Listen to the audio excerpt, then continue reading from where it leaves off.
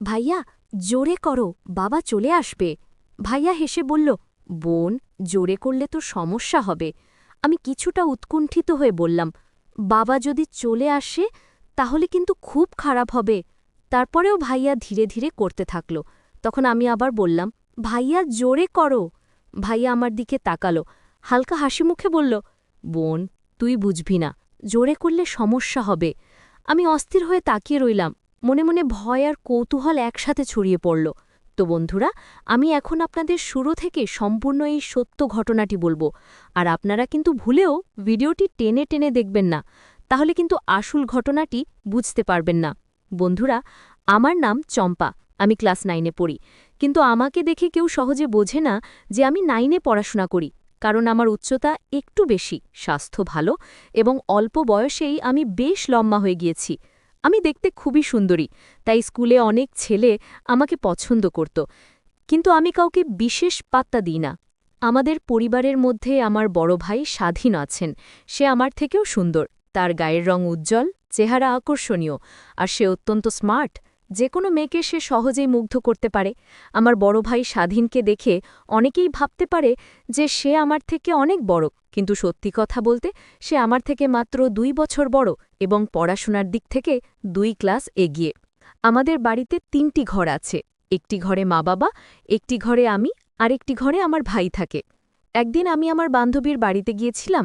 ওরা অনেক অনুরোধ করেছিল, তাই সেদিন রাতে ওদের বাড়িতেই থেকে গেলাম। সারা রাত আমরা গল্প করেছি, মজা করেছি, হাসাহাসি করেছি, একদম ঘুমোইনি। তাই পরের দিন সকালে যখন বাড়ি ফিরলাম, শরীরটা বেশ ক্লান্ত লাগছিল। বাড়িতে আস্তে আস্তে বিকেল হয়ে গেল। বাড়ি পৌঁছে দেখি সবাই নিজের কাজে ব্যস্ত, তাই আমি চুপচাপ নিজের ঘরে চলে গেলাম। শরীরটা এতটাই ক্লান্ত ছিল যে চোখ বন্ধ করতেই কখন যে ঘুমিয়ে পড়েছিলাম বুঝতেই পারিনি। ঘুম থেকে যখন উঠলাম তখন প্রায় রাত হয়ে গেছে। চারদিক নিস্তব্ধ, শুধু বাইরে পোকামাকড়ের শব্দ শোনা যাচ্ছে।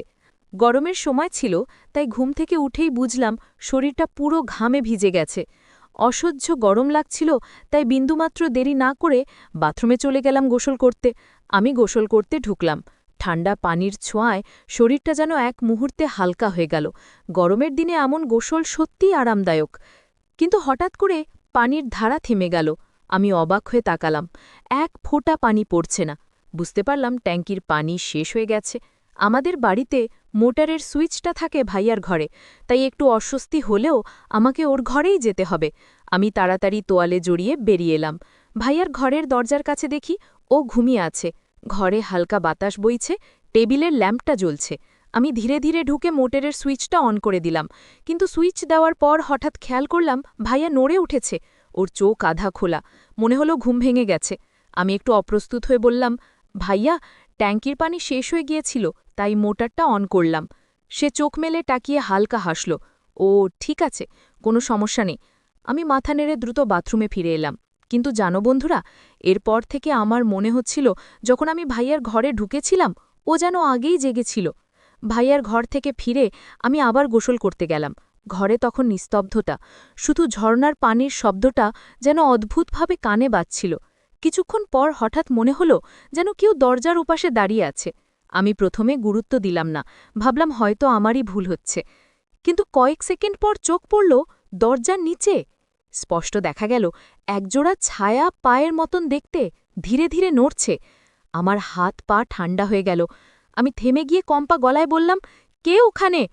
কোনো শব্দ নেই, শুধু ঝরনার পানির টুপটাপ শব্দটা চলতে থাকল। আমি আবার বললাম, কে? ভাইয়া তুমি? হঠাৎ সেই ছায়াটা অদৃশ্য হয়ে গেল। দরজার ওপাশে আবার নিস্তব্ধতা। আমার মনে হচ্ছিল কেউ যেন আমাকে দেখছিল, কিন্তু আমি তাকাতেই সরে গেছে। মাথায় তখন হাজারটা প্রশ্ন। ভাইয়া কি মজা করছিল, নাকি কেউ অন্য? আমি আবার নিজের মতো করে গোসল করতে থাকলাম। ভাবলাম যাই হোক, শেষ পর্যন্ত নিজের কাজটা তো করতে হবে। কিন্তু হঠাৎ করেই লাইট বন্ধ হয়ে গেল। আমি অবাক হয়ে মনে মনে ভাবতে লাগলাম, হঠাৎ কেন লাইট চলে গেল? এখানে তো আমাদের পরিবারের ছাড়ার কেউ নেই। হঠাৎ একটা চিন্তা এসে মাথায় এলো, ভাইয়া কি মজা করছে? হয়তো লাইট বন্ধ করে আমার প্রতি দুষ্টুমি করছে। আমি ধীরে ধীরে দরজার দিকে এগিয়ে গিয়ে বললাম, এখানকার লাইটটা কেন অফ হলো? কিন্তু দরজা খুলতেই দেখলাম বাড়িতে কেউ নেই। বাবা মা কেউ ঘরে নেই। ঘরের নিস্তব্ধতা, নিস্তব্ধ অন্ধকার, আর শুধু হালকা বাতাসের শব্দ। মনে হচ্ছিল এই রাতটা ভীষণ রহস্যময় হয়ে উঠছে। আমি আবার নিজের মতো করে গোসল করতে শুরু করলাম। ঠান্ডা পানি শরীরে পড়তেই ক্লান্তি ধীরে ধীরে দূর হতে লাগল। গোসল শেষ করে যখন গায়ে তোয়ালে মুছতে শুরু করলাম, হঠাৎ দরজার দিকে চোখ পড়ল। দরজার নিচে একটি ছায়া দেখা গেল। কেউ যেন দাঁড়িয়ে আছে। ধীরে ধীরে চোখ রাখতেই বুঝলাম এটা কোনো অচেনা ছায়া নয়। মনে হলো পায়ের ধরনটা খুবই পরিচিত। হঠাৎই ভেতরে অদ্ভুত এক ধ্যানা কাজ করতে লাগল। এই ছায়ার পরিচয় কি আমি ঠিক চিনতে পারছি? মনে হচ্ছিল কেউ নিশ্চয়ই মজা করতে এসেছে, কিন্তু হঠাৎ এই ধরনের ছায়া দেখায় মনটা কেমন ভয় আর কৌতূহল একসাথে ভরে গেল। আমি দ্রুত কাপড় বদলে বাইরে বের হলাম। মনে মনে ভাবছিলাম, কে এতক্ষণ গোসলের সময় দরজা খোলা রেখে খেয়াল করেছে বা লাইট বন্ধ করেছে? বাড়ি ঘুরে দেখলাম পুরো বাড়িটাই ফাঁকা। বাবা মা কেউ ঘরে নেই। ভাইয়ার দরজা খোলা। আমি ধীরে ধীরে ঘরে নজর দিলাম। ভাইয়া তখন ঘুমের ভান করছে। তবে কিছু দেখেই বুঝতে পারলাম, ঘুম ভান করা সত্ত্বেও ও ঠিকই ছিল সেখানে। বাথরুমের কাছে পানি পড়ার দাগ আর দরজার নিচে ভেজা পায়ের ছাপ দেখে বোঝা গেল ঠিকই ভাইয়া গোসলের সময় লাইট বন্ধ করেছিল। তারপর আমি ঘরে গিয়ে শান্তভাবে কাপড় পরে নিলাম, আর একটু ফ্রেশ হয়ে এলাম। তারপর ভাইয়ার ঘরে গিয়ে তাকে জিজ্ঞেস করলাম, ভাইয়া, মা বাবা কোথায় গিয়েছে? ভাইয়া হেসে বলল, আজকে তারা বাড়িতে নেই, তারা দাদা দাদির বাড়িতে গিয়েছে। গ্রামের বাসায় তারা কিছু অসুস্থ, তাই দুদিন তারা সেখানে থাকবে, তাই আমাকে আর তোকে এখানে থাকতে বলেছে। আমি তখন বুঝতে পারলাম আজকের ঘটনাটা হয়তো সেই কারণেই। এরপর আমি ভাইকে জিজ্ঞেস করলাম, ভাইয়া, আমাকে না বলে গেল মা বাবা ওখানে গেছে? ভাইয়া হালকা হেসে বলল, তুই তখন তোর রুমে ঘুমোচ্ছিলিস, যদি বলতাম তোর ঘুম ভেঙে যেত, তাই আমাকে বলে গেছে, আর আমি তারপর থেকে বাড়িতেই আছি। হঠাৎ ভাই আমাকে জিজ্ঞেস করল, আজকে রাতে তো মা বাবা বাড়িতে নেই, আমরা দুজনই একা থাকব। আগে তোর রুমের পাশে মা বাবা থাকতো, তাই তোর ভয় কম লাগতো, এখন তারা নেই, তোর কি ভয় লাগছে? আমি মাথা নেড়ে বললাম, কিছুটা ভয় হচ্ছে। ভাইয়া হেসে বলল, যদি ভয় লাগে তাহলে তুই আমার রুমে এসে বিশ্রাম নিতে পারিস, কোনো সমস্যা হবে না, ভয়ও লাগবে না, আর আরামে ঘুমও পাবে। তারপর ভাইয়ার কথা মতো আমরা দুজনে একসাথে রাতের খাবার খেয়ে নিলাম। খাবার শেষ করে আমি ভাইয়ার রুমে চলে গেলাম, আর আমরা শান্তভাবে ঘুমাতে চলে গেলাম। তারপর ভাইয়া তার পাশে ঘুমানোর জন্য প্রস্তুত হলো, আর আমিও আমার পাশে ঘুমানোর জন্য প্রস্তুত হলাম। ঠিক সেই সময় ভাইয়া হেসে বলল, রাতটা আরামদায়কভাবে কাটাতে হবে, তুমি নিজের মতো আরাম করো। আমি বুঝতে পারলাম ও শুধু ঘুমানোর জন্য নিজের প্রস্তুতি নিচ্ছে। ভাইয়া শীতল বাতাসে আরাম পেতে বিছানায় বসে নিজেকে সাজিয়ে নিল। তারপর সে আমাকে বলল, যদি রাতে গরম লাগে তাহলে নিজের মতো আরাম করো, আমার কাছে গিঞ্জি আছে, চাইলে সেটা পরে ঘুমাতে পারো।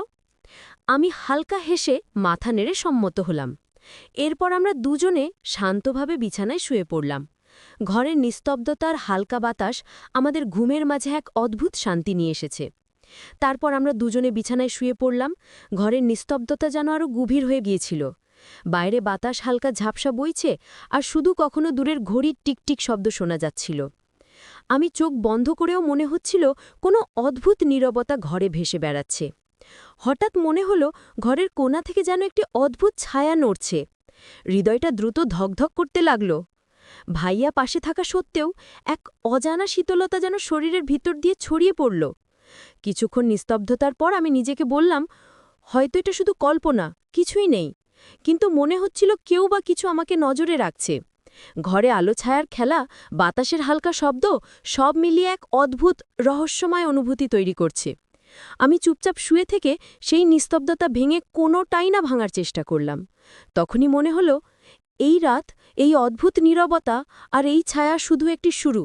কিছু ঘটবে সেটা আমি জানি, কিন্তু ঠিক কী ঘটবে তা এখনও অজানা। আমি ধীরে ধীরে ঘুমানোর চেষ্টা করছিলাম। ঠিক সেই সময় হঠাৎ লক্ষ্য করলাম ভাইয়া ঘুম থেকে উঠেছে। উঠে দাঁড়ানোর পর লাইটটা আগে জ্বলছিল, কিন্তু সে হঠাৎ লাইটটা বন্ধ করে দিল। মুহূর্তে ঘরটা অন্ধকারে ঢেকে গেল। নিঃশব্দতার মধ্যে হঠাৎ এই পরিবর্তন আমাকে একটি চমকে দিল। লাইট বন্ধ হতেই ঘরের নিস্তব্ধতা আরও গভীর হয়ে গেল। আমি চোখ বুড়ে থাকলেও মনে হচ্ছিল ঘরের কোনায় কোনো অদ্ভুত ছায়া নড়ছে। ভাইয়া পাশে দাঁড়িয়ে থাকলেও অন্ধকারে তার অদ্ভুত নিঃশ্বাস আর ধীর ধাপের শব্দ যেন পুরো ঘরকে ভেঙে দিচ্ছিল। হঠাৎ মনে হলো এই রাতের রহস্য এখনও শেষ হয়নি, আরও কিছু অজানা ঘটনা ঘটতে যাচ্ছে। আমি নিজের বিছানায় একদম শান্ত থাকার চেষ্টা করলাম। চোখ বন্ধ করেও মনে হচ্ছিল ঘরের মধ্যে হালকা নড়াচড়া চলছে। ভাইয়া ধীরে ধীরে তার বিছানায় ফিরে গেল, কিন্তু লাইটের অন্ধকারে সবকিছু যেন অন্য রূপে দেখা যাচ্ছিল। একটু সময় ধরে আমি নিস্তব্ধভাবে শুয়ে থাকলাম। শোনা যাচ্ছিল শুধু ঘরের মধ্যে বাতাসের হালকা শব্দ। মনে হচ্ছিল এই রাতটা শুধু ঘুমের নয়, কিছু অদ্ভুত ঘটনা এখনো ঘটতে যাচ্ছে। আমি ঘুমোতে চেষ্টা করলাম, কিন্তু অনেক রাত হয়ে গেল, তবুও ঘুম ধরছিল না। দেখতে দেখতে প্রায় রাত 2টা হয়ে গেল। হঠাৎ ভাই আমাকে জিজ্ঞেস করল, কিরে, তুই এত নড়াচড়া করছিস কেন? ঘুম ধরছে না? আমি উঠে বসলাম এবং তাকে বললাম, না ভাইয়া, ঘুম ধরছে না। ভাইয়া হালকা হেসে বলল, ঠিক আছে, তাহলে আমরা দুজনে গল্প করি। হয়তো তুই আমার গল্প শুনতে শুনতে ঘুম পেয়ে যাবি। আমি বিছানায় ফিরে বসলাম। ভাইয়া তখন ধীরে ধীরে গল্প বলা শুরু করল। তার কণ্ঠে যেন এক অদ্ভুত মৃদু চাপ ছিল, আর ঘরের নিস্তব্ধতা আরও গভীর হয়ে উঠল। শুনতে শুনতে মনে হচ্ছিল গল্পের প্রতিটি শব্দ যেন ঘরের কোনায় ঘুরে বেড়াচ্ছে। হঠাৎ একটু হালকা নড়াচড়া শোনা গেল। মনে হলো ঘরের কোনায় কেউ ধীরে ধীরে চলছে। আমার হৃদয় দ্রুত ধকধক করতে লাগল, কিন্তু গল্পের জাদু আমাকে কিছুটা শান্ত রেখেছিল। ভাইয়া বলল, দেখদি, এই গল্পের শেষ পর্যন্ত অনেক রহস্য থাকবে, কিন্তু কোনো ভয় নেই, শুধু মনোযোগ দিয়ে শোন। ঘরের অন্ধকার, বাতাসের হালকা শব্দ আর ভাইয়ার কণ্ঠ সব মিলিয়ে রাতটা যেন এক অদ্ভুত রহস্যময় অনুভূতি তৈরি করল। তো বন্ধুরা, এই গল্পটির দ্বিতীয় পর্ব রয়েছে। দ্বিতীয় পর্বে আপনারা এমন মজা এবং রহস্য উপভোগ করবেন যা অন্য কোনো ভিডিওতে কখনো দেখেননি।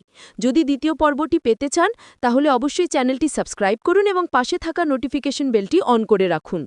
আর যারা আগেই সাবস্ক্রাইব করেছেন, আপনার জন্য রইল আমার অসীম ভালোবাসা এবং ধন্যবাদ।